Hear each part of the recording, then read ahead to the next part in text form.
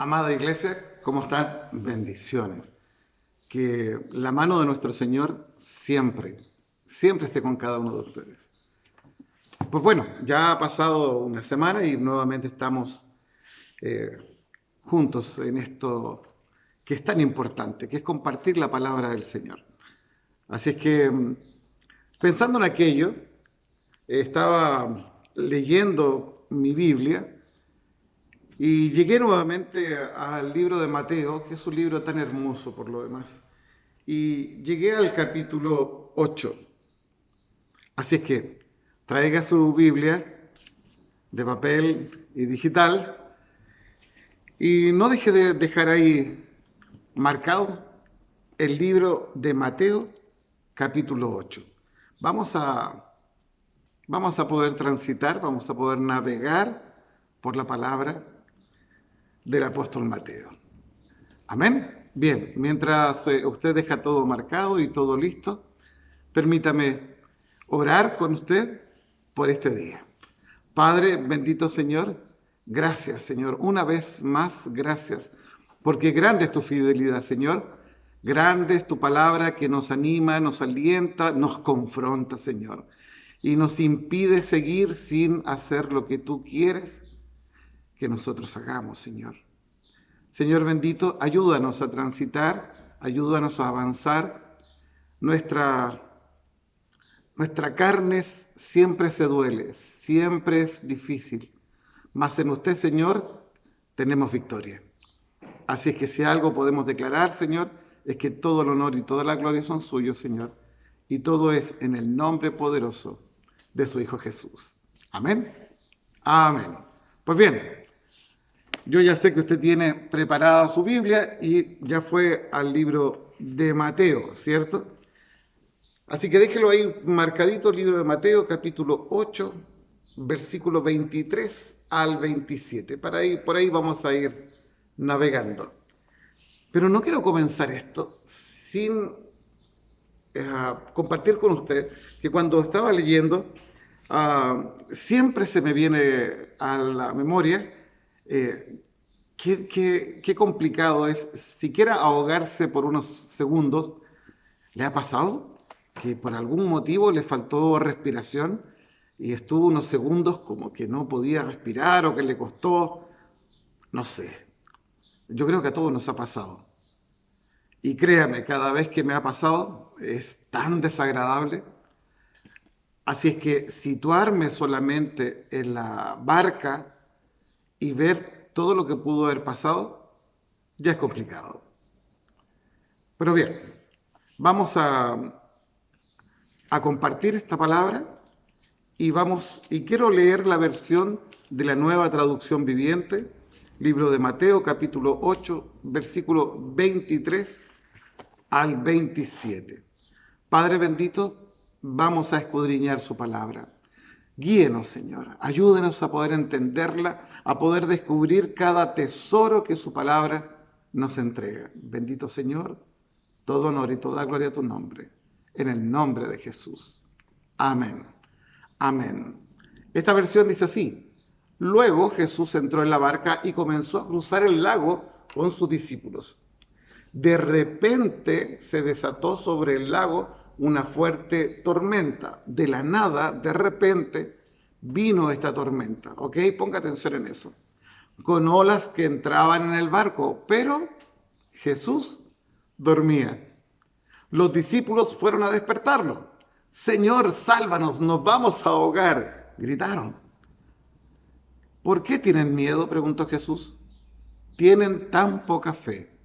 Entonces se levantó y reprendió al viento y a las olas, y de repente hubo una gran calma. Los discípulos quedaron asombrados y preguntaron: ¿quién es este hombre? Hasta el viento y las olas le obedecen. Gracias, Señor, por tu palabra. Sin duda, Señor, sin duda que nuevamente vamos a aprender. Y creo que lo que viene a comentar en este momento es que, en base a lo que hemos podido leer y a la imagen que nos podemos hacer, es que en esta barca había mucha agua, había mucho viento y muy poca fe. No es buena combinación, porque quizás si la fe hubiera sido mucha, lo demás no habría importado nada. Pero bien, pero vamos a seguir navegando esta palabra. Pero también quiero poner delante suyo esta pregunta. En esa situación, en esa vivencia, ¿podemos culpar a los discípulos por tener tanto miedo? Quizás no, si nos acordamos un poco de lo desagradable que es ahogarse, aunque sea por muy poco. Pero bueno, Andrés, Pedro, Santiago y Juan eran pescadores, así que era la forma en que ellos se ganaban la vida.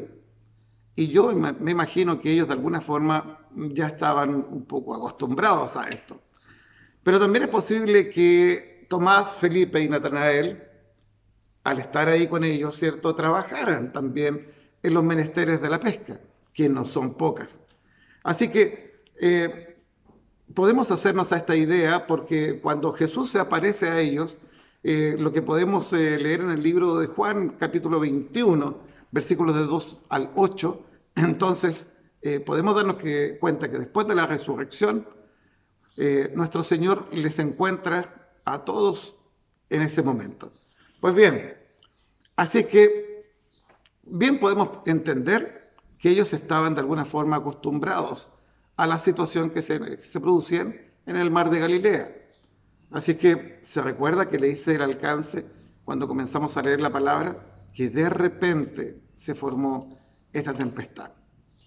Pues bien, de hecho, fíjese que tiempo atrás, buscando algo de información sobre esto, hay estudios que indican que en el mar de Galilea se llegan a producir olas de 2 metros de alto, bastante no menor.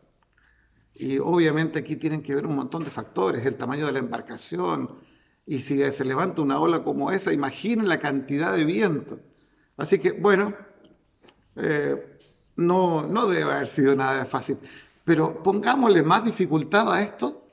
Imagina el tiempo. Yo siempre le voy a pedir que usted se ponga como un testigo presencial. Digamos que estamos mirando de arriba y vemos cómo se mueve todo y la barca se mueve para allá y para acá y el viento. Pero al día de hoy las medidas de seguridad son bastante buenas. Seguramente, y estoy seguro, en ese tiempo no había un chaleco salvavidas. La barca no tenía un motor como para poder enfrentar el viento en contra y tirar la barca en contra de la mar, ¿no? Mucho menos un intercomunicador de radio como para pedirle ayuda a la marina, por último. Eso no era así. Fíjese en esto. La barca nos está mostrando una situación donde usted está a solas. Cada uno de los apóstoles, si bien había un grupo de ellos ahí, estaba a solas. Estaba a solas contra esa situación. Así que, bueno, sigamos avanzando. Sabemos que podían haber estado acostumbrados o podían haber estado preparados para una situación, pero muchos, algunos de los que estaban ahí, no, ¿cierto? ¿Qué pasó con el recaudador de impuestos? ¿Qué pasaba con Judas, el tesorero? O sea, vemos que aquí esto es transversal. Así que déjeme preguntarle, si usted hubiera estado ahí, ¿cómo habría reaccionado ante la situación ahí en el barco? ¿Qué habría hecho usted? Es complicado. Ahora, siga mirando como un testigo privilegiado. ¿Qué estaba haciendo Jesús? Jesús dormía. Jesús dormía. Ahora, en toda esta situación, y mientras leemos la Biblia, no logramos tener un concepto del tiempo. No sabemos cuánto tiempo duró esta situación y cuánto tiempo se demoraron los discípulos en ir a despertar a Jesús y llamarlo y despertarlo para que les ayudara. Pero lo que sí sabemos, al leerlo es muy claro, es que ellos estaban desesperados. Y la frase era, Señor, sálvanos, vamos a ahogarnos. Tiene que haber sido muy complicado. Pero ante esa situación de desesperación, lo que no deja de impactar es la forma en que Jesús enfrenta esta situación. ¿Y qué es lo primero que hace? Nuestro Señor se dirige a cada uno de los suyos y le dice: hombres de poca fe, ¿por qué tienen tanto miedo? Él está diciendo claramente: ¿cómo pueden temer? Están conmigo. Y vamos a ir entrando en otra parte que queremos mostrar, y yo sé que ustedes lo van a entender muy bien. Fíjese también en que Jesús se toma el tiempo de, antes de hacer cualquier cosa, de enfrentar a los suyos con esta pregunta: ¿por qué teméis? ¿Por qué temen? Los enfrenta. Lo primero que hace Jesús es enfrentar a los suyos. Así que me quiero ir un poquito más atrás, y lo dejé anotado acá en el libro también de Mateo, capítulo 4, versículos 23 y 25. Vaya al libro de Mateo, capítulo 4, versículos 23 y 25. Y dice así: Jesús recorrió Galilea enseñando en las sinagogas, proclamando las buenas nuevas del reino, y atención en esto, y sanando toda enfermedad y dolencia entre la gente. Las noticias acerca de él se esparcieron por toda Siria, y la gente trajo a todos los que estaban enfermos de las más diversas enfermedades, los que sufrían dolores severos, los endemoniados, los que tenían convulsiones y los paralíticos. Y los sanó. Amén. Poderoso eres, Señor. Entonces, lo siguieron grandes multitudes de Galilea, Decápolis, Jerusalén, Judea y la región al otro lado del Jordán. Era imposible que eso no ocurriera. Todos querían estar cerca de él. Ahora, ¿hay algo que le haya llamado la atención de este versículo? De este par de versículos que acabamos de leer. Recuerde la frase: Él los curó.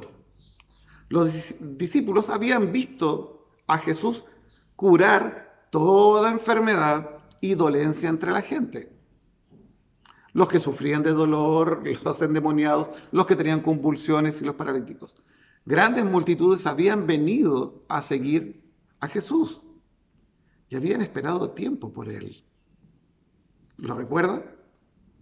Entonces, recuerde, Jesús sube a la ladera de una montaña para predicar lo que probablemente sea el sermón más famoso jamás escrito. Mire qué tremendo. Fíjese en la situación frente a la que estamos.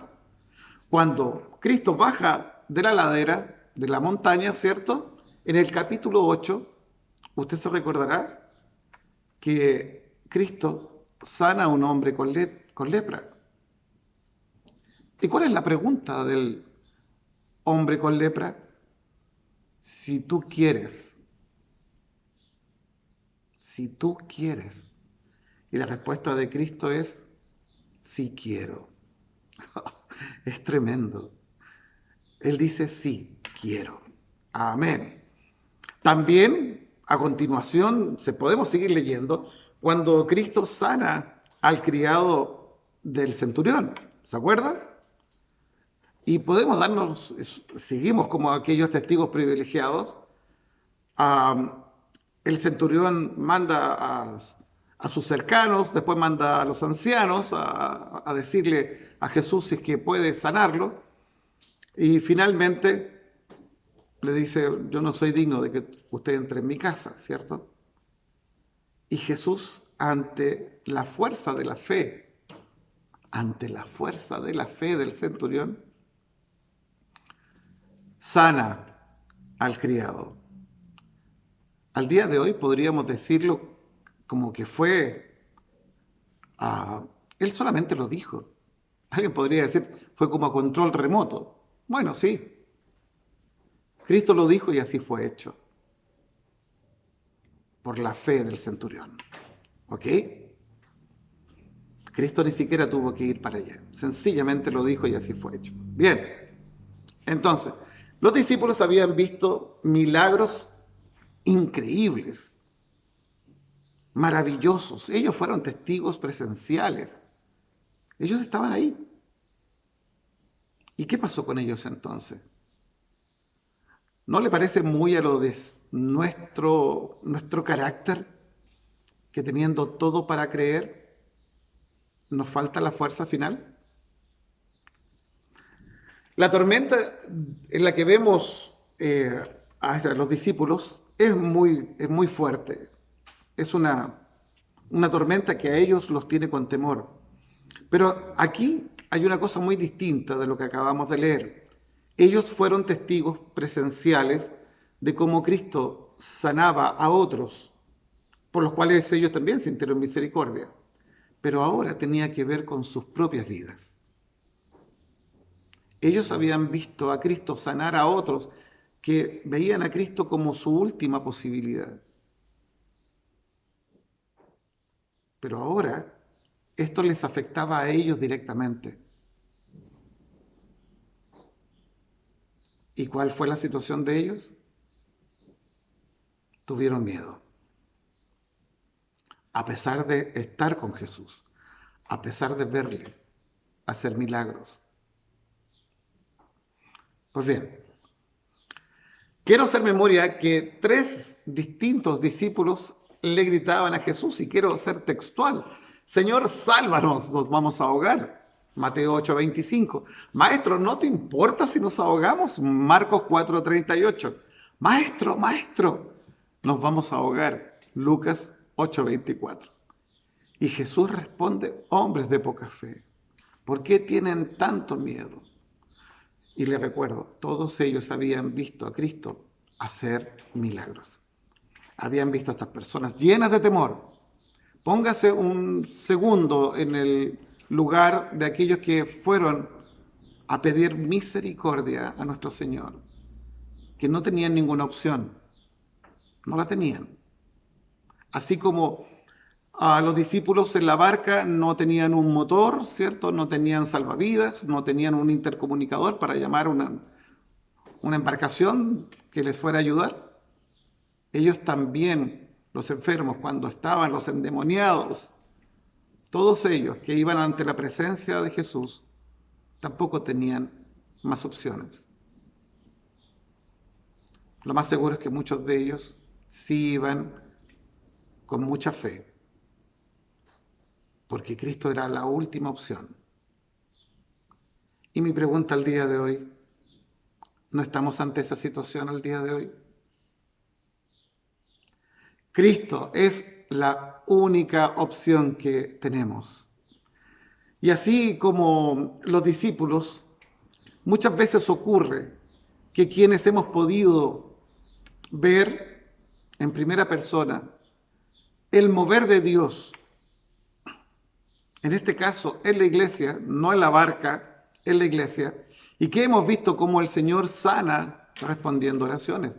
Hemos podido ver cómo el Señor viene en el momento preciso y trae aliento y trae un respaldo a familias, a hermanos que han estado orando, que han estado pidiendo.